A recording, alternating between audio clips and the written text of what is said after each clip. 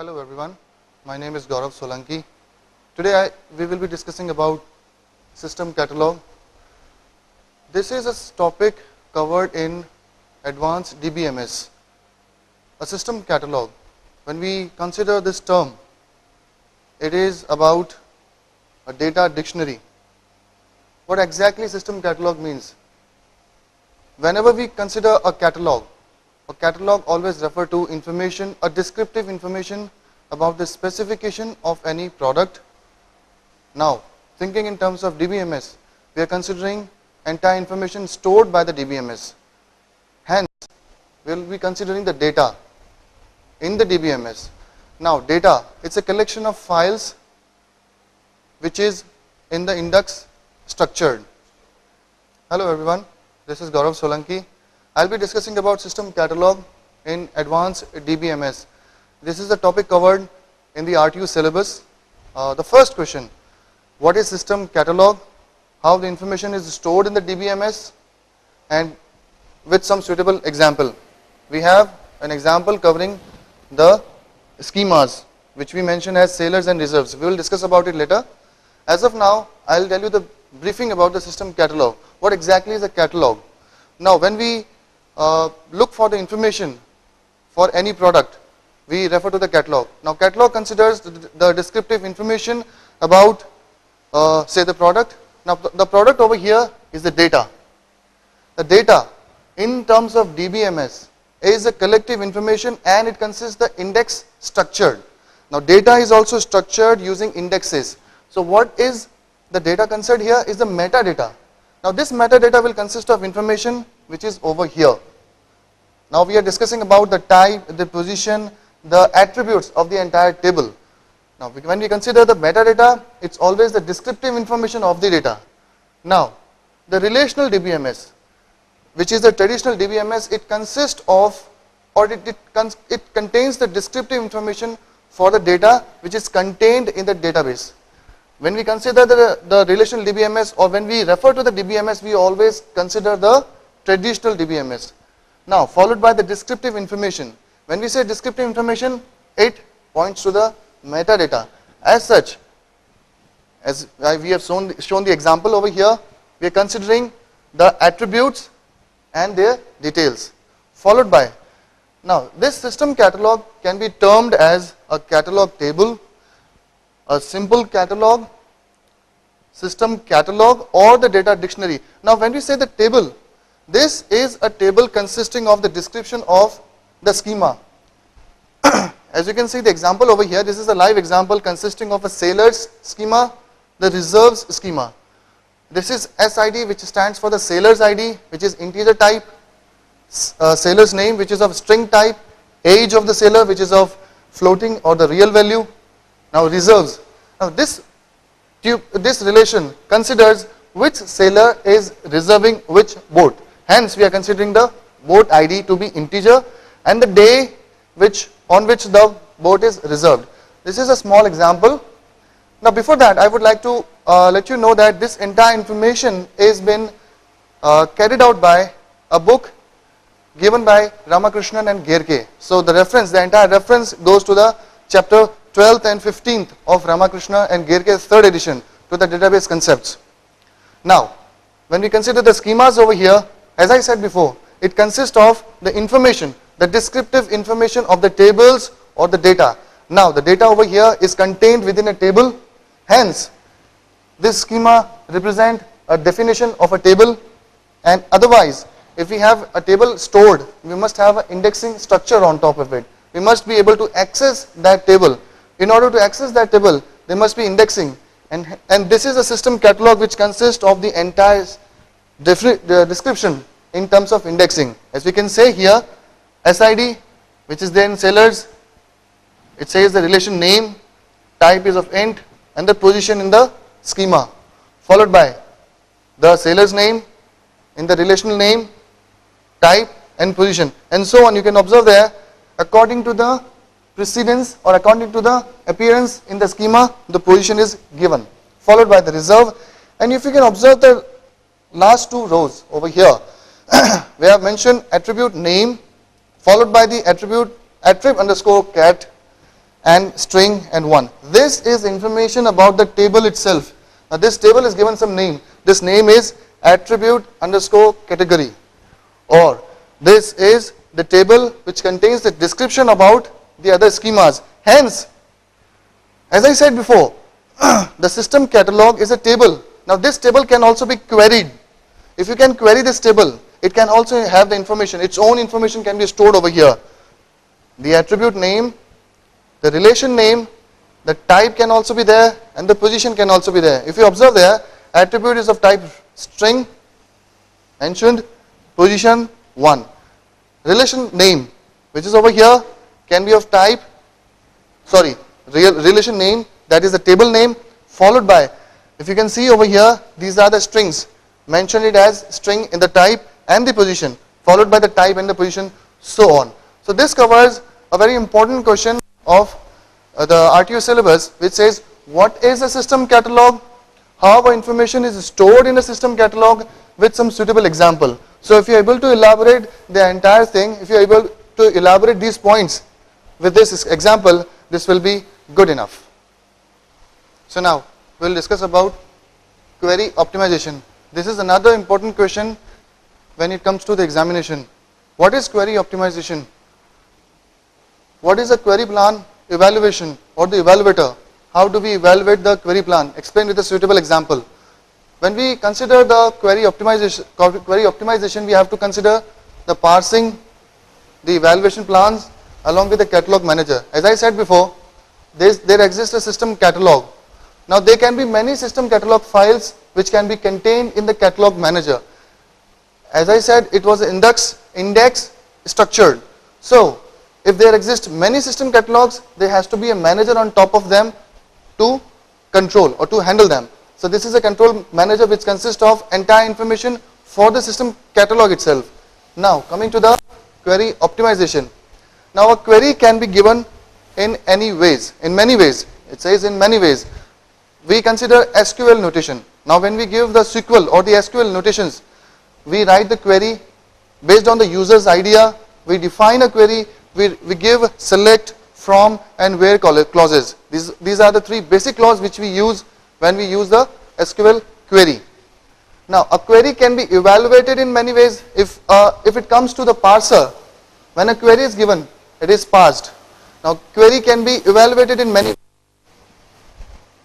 Query can be optimized again in many ways. If we have many ways to evaluate a query, we can have many ways to optimize a query. We'll discuss about it.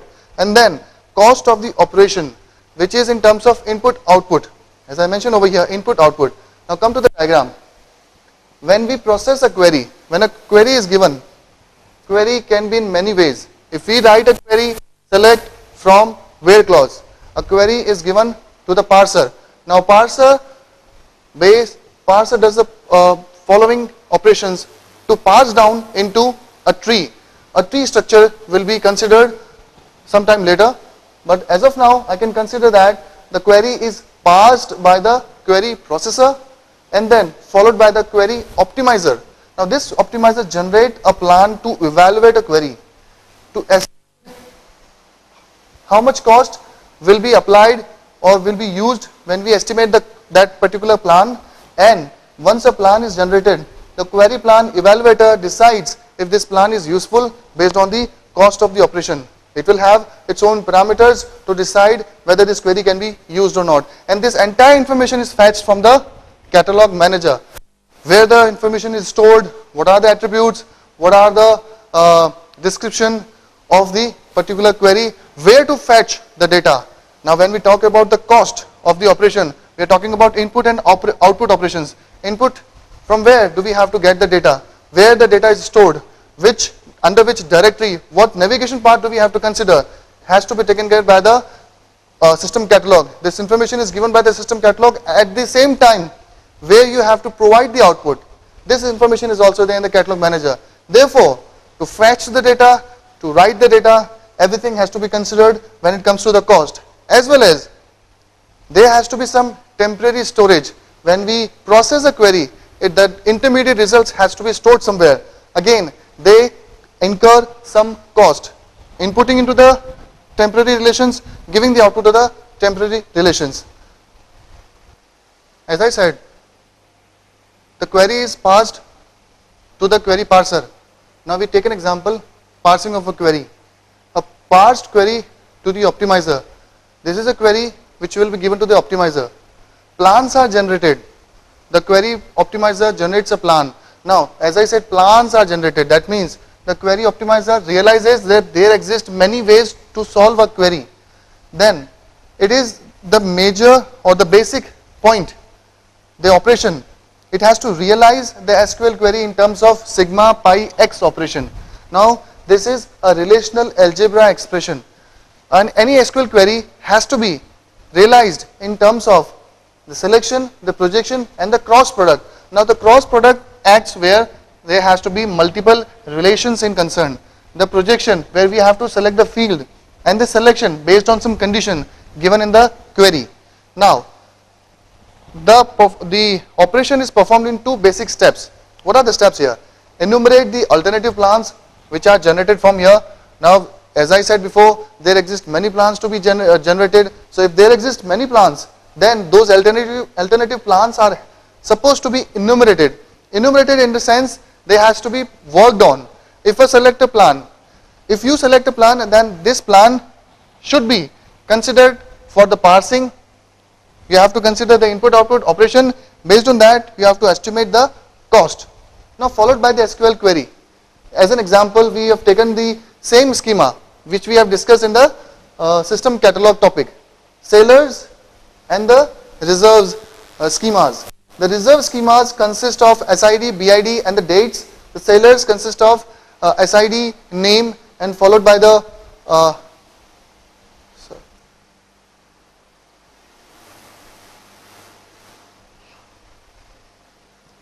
SQL query, select s.sname, the reserve which we have, reserve R and sailors S. These two relations are presumed from the system catalog topic, where we have discussed about the reserve sailors and the sailors relation. Now we are considering the attributes which are already mentioned in the schemas, SID followed by the BID and the rating which were there already in these few relations. Now select will consider the name, the sailor's name from the sailor's relation from, as I said, where.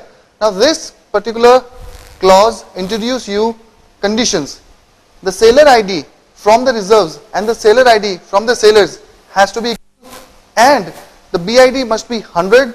The rating should be greater than 5. Now this is the SQL query given on the basis of the schemas which we have discussed before. There will exist some entries to that table. Now this query has to be realized in terms of relational algebra expressions. Relational algebra expression. Now this is sigma pi x.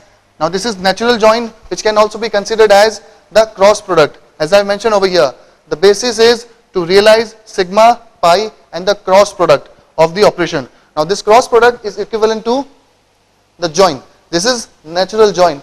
Now when we project the S name, the important point is to realize which clause of the SQL correspond to which operator in relational algebra. Where we have the S name was obtained from the select. We have to project the select, the sailor's name. We have to we have to use the selection bid equals to 100 and rating greater than 5. Where we have to consider reserves and the sailors table. And that means from the reserve table, from the sailors table, based on the SID condition, where SID is equals to SID, this will be stored into the temporary relation which will be obtained by the natural join. Now this natural join will consider this condition, and only those tuples are fetched into the temporary relation. This can be parsed in this way, where we have a relational algebra tree. The projection S name is parsed into selection, where we have the same condition over here, and the natural join which realizes there exist two schemas. Now the reason why we have shown or represented in terms of tree is because to analyze which part of which level requires the optimization. Suppose if we have bid equals to 100 over here and same condition, rating greater than 5, and before that we are performing reserves and seller based on the SID equals to SID. Now you have the plan ready with you. You analyze that this is the operation which we are going to perform. Why don't we perform bid equals to 100 ahead of the natural join? Why can't we perform rating greater than 5 ahead of the natural join? This way, if you have the condition predefined, if you use the condition before the natural join, you can actually reduce the size of temporary relation. At the same time, if you were to remove the necessity of the temporary relation, we can introduce a new concept on the fly. Now we consider the other approach where we have already parsed the query, we already have a relational algebra tree. Now as I said, in order to remove the necessity of temporary relation to store the intermediate result over here, we can have a simple nested loop. A simple nested loop will avoid the necessity of the temporary relation to be stored. We can have a page oriented approach. What we will do is the reserves, realize the outer table. The reserves relation will be realized as the outer table and the sellers as the inner table. When we say table, it's a relation. The reserve as outer, sellers as inner. Now we have to perform the file scan to each and every relation. The sellers will be scanned, reserves will be scanned, and we will perform a simple nested loop on the scanning of the files. What we will do is scanning the entire file into the memory. The entries of the entire seller relation will be scanned, that is the file scan. A tuple by tuple scanning is performed. Whereas into the reserve, when we have all the entries of sellers available, each and every tuple of reserve is compared with the seller. That means to realize which is the outer loop, which is the outer, which is the inner loop. Once you realize this as the inner loop, this can be fetched at once, and based on that, each and every tuple of the reserve can be compared. Over here, when we get the result, suppose if we have an entry of sellers matching with the entry of the reserve, this can be done by the simple nested loop. That means we are using the loop to analyze if that entry matches with the sellers or not. Once it matches, without storing that, it can be given to the further operation, selection and the projection. Once the entry matches, we have to again check whether the BID is equals to 100 and the rating is greater than 5 or not. If it does, then it will perform the another operation. That means to project that name where the conditions are matching. Over here, we have provided the result from the reserve to the next operation followed by the next. That means without storing, we are providing the result that is on the fly. We are not storing into the temporary relation or the temporary intermediate results. On the other hand, we are providing the result to the operators which are to be followed by the join followed by the selection. This is on the fly concept, which is over here. The result is not stored into the temporary relation. On the fly, the intermediate results are provided to the operators on top of it. So there is no need of temporary storage. Hence, if we remove the necessity of temporary storage, we are reducing the input-output operations to be performed for the intermediate results. In turn, we are optimizing the processing of the query. Simple nested loop we have considered, and same for the file scan. This entire is termed as a relational algebra tree with the realization of the algebra tree as well as removing the necessity of the temporary relations. Continuing to the same topic, we have multi-operator queries where we realize the pipeline evaluation. Suppose when we have the relational algebra expression or the relational algebra tree where we find out there exist multiple join operations. This is an example to that, where we have to perform the inner join followed by the outer join. This can be considered as a multi-operator query where the pipeline evaluation can be performed in such a way that if we store the temporary relation into the memory, this is called as materialization or materialized. If we store the input or the output of this particular join A join B, if this particular result is stored somewhere and this particular loop is given as an output to the higher or the outer join, this is considered as materialized or materialization. In order to avoid the input output cost, as I mentioned earlier, we have to avoid the materialization. Hence, to avoid the significant high cost, over here we can apply pipelining of the outputs, or in turns this output becomes input to the higher operator. It saves the cost of temporary storage. Taken this example where we have inner and outer, we can perform the on the fly results to the next operator. As I said earlier, pipeline input to the next operator, over here based on some selection, the natural join will result the smaller table, and then this is given as the input to the next high loop. So over here we are avoiding the temporary storage in terms of the size of the relation. If we have significant size, then this will involve more input output operations. At the same time, if we match a result, that can be given on the fly to the next or the outer loop, which can therefore produce the result immediately, and this result can be given to the higher operations followed by the projection and the selection. Now consider a situation where we have given multiple relation queries, a query which requires multiple relation to be processed. Now the most important question for the exam point of view, what is left deep plan, why it is considered by the DBMS, how to enumerate a left deep plan in the multiple relation query. This is a very important question from exam point of view. Now first, to realize what is the left deep plan. It's a left deep plan of A join B join C join D. Take an example of this condition where this can be performed, this can be done in several ways. We can have A join B first, second C join D, and then the join of these two relations. Otherwise, the DBMS, the optimizer, follows this convention where we realize the inner blocks and the outer blocks. Now the pass one, this is a multi-pass algorithm where we have the pass one to realize the outer block.